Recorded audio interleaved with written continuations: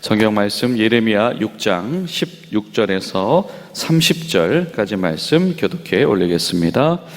여호와께서 이와 같이 말씀하시되 너희는 길에 서서 보며 옛적 길 곧 선한 길이 어디 있는지 알아보고 그리로 가라. 너희 심령이 평강을 얻으리라 하나 그들의 대답이 우리는 그리로 가지 않겠노라 하였으며 내가 또 너희 위에 파수꾼을 세웠으며 나팔 소리를 들으라 하나 그들이 대답하이 우리는 듣지 않겠노라 하였도다. 그러므로 너희 나라들아 들으라 무리들아 그들이 당할 일을 알라. 내가 이 백성에게 재앙을 내리리니 이것이 그들의 생각의 결과라. 그들이 내 말을 듣지 아니하며 내 율법을 거절하였음이라. 시바에서 유향과 먼 곳에서 향품을 내게로 가져오면 어찌미냐. 나는 그들의 번제를 받지 아니하며 그들의 희생제물을 달게 여기지 않노라. 그러므로 여호와께서 이와 같이 말씀하시느니라. 보라, 내가 이 백성 앞에 장애물을 두리니 아버지와 아들들이 함께 거기에 걸려 넘어지며 이웃과 그의 친구가 함께 멸망하리라. 여호와께서 이와 같이 말씀하시되 보라, 한 민족이 북방에서 오며 큰 나라가 땅끝에서부터 떨쳐 일어나니 그들은 활과 창을 잡았고 잔인하여 사랑이 없으며 그 목소리는 바다처럼 포효하는 소리라. 그들이 말을 타고 전사같이 다 대열을 벌이고 시온의 딸인 너를 치려하느니라 하시도다. 우리가 그 소문을 들었으므로 손이 약하여졌고 고통이 우리를 잡았으므로 그 아픔이 해산하는 여인 같도다. 너희는 밭에 나가지도 말라, 길로 다니지도 말라. 원수의 칼이 있고 사방에 두려움이 있음이라. 딸 내 백성은 굵은 배를 두르고 죄에서 구르며 독자를 잃은 같이 슬퍼하며 통곡할지어다. 멸망시킬 자가 갑자기 우리에게 올 것임이라. 내가 이미 너를 내 백성 중에 망대와 요새로 삼아 그들의 길을 알고 살피게 하였노라.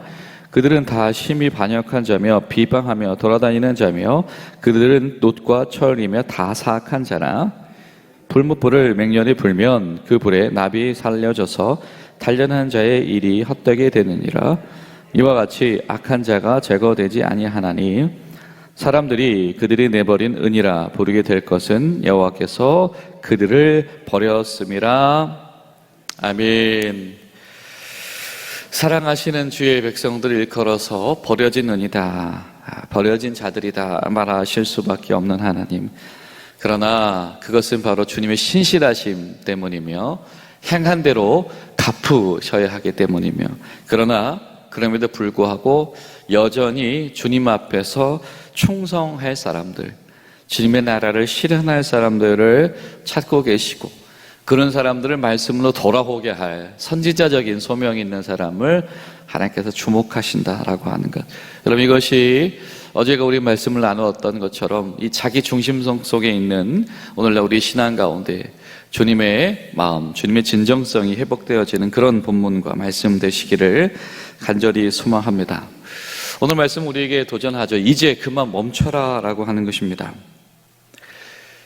죄악된 길에서도 당연히 멈춰야 되는 것이고, 지금 이 죄악된 길이 초래하고 있는 이 참담한 결과, 그 참담함 속으로 가는 이 결론도 멈추어져야 된다라고 하는 겁니다. 다른 말을 표현하면 하나님은 여전히 이 회복이라고 하는 가능성에 문을 닫지 않으셨다라고 하는 겁니다. 이런 표현이 등장을 하죠. 너희는 길에 서서 보아라. 무엇을 보냐면 옛적 길, 곧 선한 길이 어디인지 보아라. 이것은 때늦은 뒤늦은 후회만을 하기 위함이 아니지요. 지금 길을 내놓고 다니고 있는, 지금 가고 있는 이 길의 도착지가 잘못되었다라고 하는 것을 지금이라도 점검해라 라고 하는 것입니다. 여러분, 충격적이지 않습니까? 하나님께서 이 교회의 열심을 중단하고 내려놔라, 멈춰라 라고 얘기를 하신다라고 하는 것입니다. 너의 길을 멈춰라. 지금 그대로는 안 된다라고 하는 겁니다. 지금 이 선지자, 이 예언자인 예레미야는 지금 마음이 굉장히 당혹스러울 겁니다. 왜냐하면 하나님께서 생각했던 것, 상상했던 것 이상으로 화를 내고 계시다라고 하는 거죠. 모든 사람들, 거리 있는 사람들 다 그들에게 임할 심판, 그것에 대해서 말씀하셨던 하나님이 일단은 멈춰라. 다 중단해라. 뭣도 중단해라? 예배도 중단해라. 20절에 보면 무슨 말씀을 합니까? 자, 유향과 향품들. 그러니까 제사를 드리는데 이제는 뭐 수입품까지 동원해가지고 뭔가 화려한 예배들을 드리는 모습들은 여전히 실행되고 있었다라고 하는 겁니다. 하나님이 원하시는 것은 순전한 예배이지 화려한 예배가 결코 아니었다라고 하는 것이죠. 하나님은 제단을 쌓을 때도 돌로 깎아서 마치 문명의 발상지들에서 신전을 화려하게 지어서 그것으로 압도해 나가는 그런 종교성을 만들어내는 것을 거부하시고, 하나님은 어떻게 합니까? 제단의 형식이 중요한 게 아니라 제단에 참여하는 자의 모습이 중요하다. 오히려 그 절차를 강조하셨던 분이 하나님이시죠. 그런 하나님 앞에서 이 화려함은 남아있으나 그 속 알맹이 가운데 이 하나님을 경외함은 전혀 남아있지 않은 이들, 그들에게 좀 제발 좀 멈춰라 라고 하는 것입니다. 그들이 가는 그 길이 잘못되었다. 하나님이 가르쳐 주시는 길, 하나님이 지시하시는 길, 생명의 길, 하나님이 원하시는 하나님의 이상으로 도착해야 되는 길이 아니라 다른 길을 향해서 가고 있다라고 하는 겁니다. 자, 또 17절에 보면 이런 표현들이 등장을 합니다. 내가 또 너희 위에 파수꾼을 세웠으나 듣지 아니하였다. 나팔을 불어도 듣지 아니하였다. 여러분이 파수꾼이라고 하는 말이요, 단수가 아니라 성경에서 복수로 사용되어집니다. 그게 무엇일까요? 하나님께서 한 번 파수꾼을 통해서 메시지 전하시는 게 아니다라고 하는 것이죠. 거듭해서 전하신다. 이대로 가다가는 망한다. 이대로 가다가는 잘못된다. 이 하나님의 거듭되어진 메시지, 그리고 이 거듭되어진 이 다급한 지금 이 비극을 알리는 나팔 소리를 불러줘도 그들이 뭐라고 합니까? 듣지 않겠다. 내 귀에는 들리지 않는다. 내 마음엔 들리지 않는다라고 하는 거예요. 여러분 어떠십니까? 내 마음에 듣지 않겠다고 작정하며 살아가신 적은 없으십니까? 때로는 하나님께서 우리 한 사람 한 사람 개인들에게 말씀을 들려주실 때, 아니요, 저는 당분간 그런 말씀은 듣지 않겠습니다. 아니, 이제는 그런 식의 말씀은 귀 기울이지 않겠습니다. 때로는 교회가 분명히 말씀이 우리에게 증언하심에도 불구하고 교회와 조직이 정한 목표와 아니면 다른 무엇인가가 있다라고 하면 물론 그 말씀 들어도 되지만 이렇게 해도 되지 않습니까? 라고 하는 자기 합리화를 내세워서 하나님의 말씀을 듣지 않겠다라고 하는 것입니다. 그럼 오늘 말씀이 우리에게 도전하고 있는 것은 자기 합리화는 이런 신앙이 아니다, 이런 합리화를 했다는 것이죠. 대신에 이만큼 예배는요 비싸게 드리고 있습니다. 예배는 잘 드리고 있습니다. 그러나 하나님께서는 그것을 멈추라.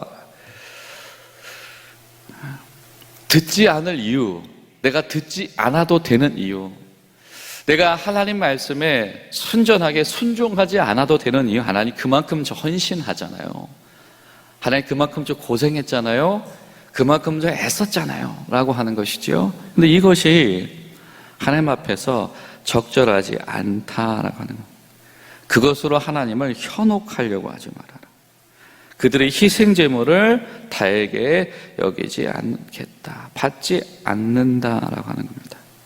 하나님 앞에서 반갑지 않은 예배를 드린 예배자들, 여러분 기도하실 때 우리 개인과 교회가 하나님 앞에서 하나님이 보시기에 반갑지 않은 예배를 드리며 그것을 구실 삼아서 우리가 주의 말씀과 주의 비전에 순종하지 않을 구실을 만들어내고 있는 이들이 있다.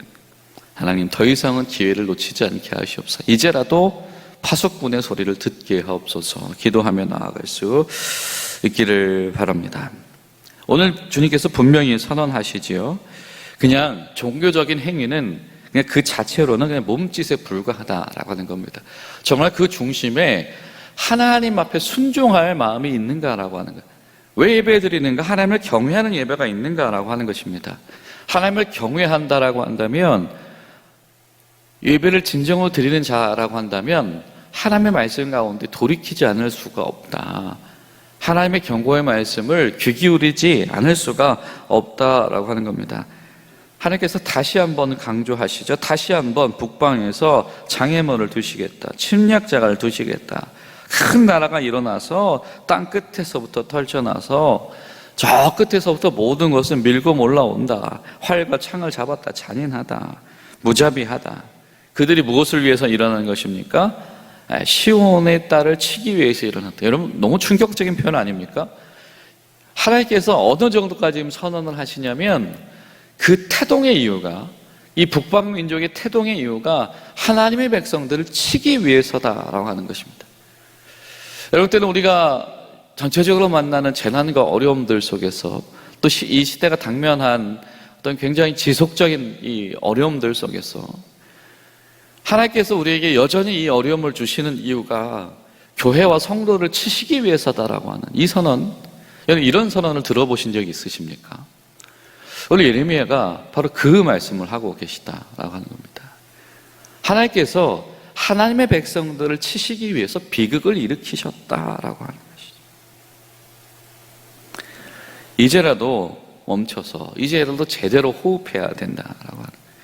여러분, 우리가 가던 길을 멈추라라고 하는 이 명령 이면 가운데에서는 이 방향성을 점검하는 것도 있고요. 두 번째는 의도적으로 멈추지 않으면 관성 때문에 계속해서 나아가려는 그런 부분도 분명히 있게 된다라고 하는 겁니다. 멈춰서 지금 계속 숨 정신없이 몰아쉬면서 그 길로 질주해버리면 성령님 앞에서 호흡하면서 주님과의 이 호흡의 보조를 맞춰야 되는데 그럴 틈조차도 발생하지 않는다라고 하는 것이죠. 여러분, 우리 가운데에 멈춤의 은혜, 성령께서 우리를 멈추게 하시는 은혜, 여러분 이것이 결코 작은 은혜가 아니다라고 하는 것을 우리가 깨달아야 될 줄로 믿습니다. 우리를 멈추게 하신 것, 멈추어야 잘 보일 것이며 멈추어야 돌이킬 수 있는 기회가 생긴다라고 하는 겁니다. 그런데 이 멈추지 못했던 자들은 그 북방민족의 소식 가운데 이상하게 역반응을 하게 되어집니다. 그냥 두려움이 혼비백산하게 되는 것이죠. 결론이 그냥 명확하게 나와 있습니다. 한결같이 부정적입니다. 하나님의 백성들이 하나님으로부터 받는 평가가 무엇입니까? 반역한 자이다. 비방하며 돌아다니는 자이다. 사악한 자이다. 놋과 철이다라고 하는, 아주 얼마나 뻔뻔한지 절대 변할 생각이 없다. 하나님께서 이런 말씀하시는 거죠. 철면피, 우리가 그 잘 아는 말 철면피다. 주의 백성들이 철면피가 되어져 버렸다. 여러분, 하나님께서 우리를 보고 야, 너 언제까지 그럴 거야? 이 철면피야 라고 말씀하실 때 우리 그냥 몸짓에 불과한 예배를 중단하고서라도 하나님 앞에서 우리가 애통할 필요가 있다라고 하는 거예요. 우리가 하나님 앞에서 저와 여러분과 문제가 생겼다라고 한다면 때로는 하나님 앞에서 우리의 신령한 직무를 중단하고서라도 하나님 앞에 우리가 정말로 제대로 애통할 필요가 있다. 그런데 여러분, 우리 가운데 있는 하나님의 부르심의 소명을 언제 중단하죠? 피곤하거나 더하기 싫거나 귀찮거나 아니면은 마음 써들 이유가 없이 다른 이유가 있을 때에, 여러 가지 상황들이 복잡해졌을 때 우리가 중단합니다. 근데 그런 때는 중단하는데 잘못된 일을 가고 있을 때 중단해 보았는가라고 하는 것이죠. 여러분, 하나님 앞에서 우리가 반역한 자라 되어지지 않고 돌이키는 자다라고 하나님의 끌어안으심 속에 돌아올 수 있는 저와 여러분들 될 수 있기를 바랍니다. 그러나 그럼에도 불구하고 맹렬한 풀무불조차도 제거하지 못하는 이 불순물, 제거되지 않는 불순물들이 있다라고 하는 것. 사실은 잘 녹여서 우리 원상복구하면 다시 제대로 된 작품을 만들 수 있을 것입니다. 그러나 일정 부분은 불순물이 제거되지 않는다. 그건 어떻게 되어진다? 그냥 버려야 된다라고 하는 겁니다. 하나님께서 이렇게 경고하시는데, 이렇게 기회를 주시는데도 버림받는 이들이 있다. 거부의 결과, 하나님을 외면해야진 결과 가운데에 제거되지 않는 불순물이 되어져 버린 이들, 재기 불가능, 재활용이 불가능한 이들이 되어질 수 있다라고 하는 것이죠. 다른 말로 표현하면 온전한 충성의 기회를 잃지 말아라라고. 여러분, 우리 가운데에 하나님 앞에서 이 온전한 충성의 기회가 있다라고 하는 것이 얼마나 귀한 것인가, 얼마나 감사한 것인가를 잊지 않아야 될 것입니다. 그리고 또 한 가지 중요한 말씀이 있죠. 27절에 보면 내가 이미 너를 내 백성 중에 망대와 요새로 삼아 그들의 길을 알고 살피게 하였노라.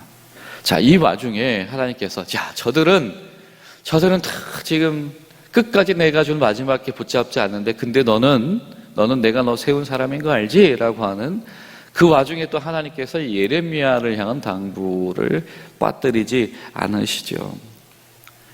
앞서서 이야기했던 나팔을 불며 경공음을 날리는 이 파수꾼들, 하나님께서 이 예레미야를 그 파수꾼으로 세워주셨다라고 하는 겁니다. 파수꾼의 역할이 있다라고 하는 거죠. 바로 지금 이거 아무도 들으려고 하지 않는 그 메시지를 전해줄 사람, 하나님께서 그 사람을 예레미야로 세우셨다라고 하는 겁니다.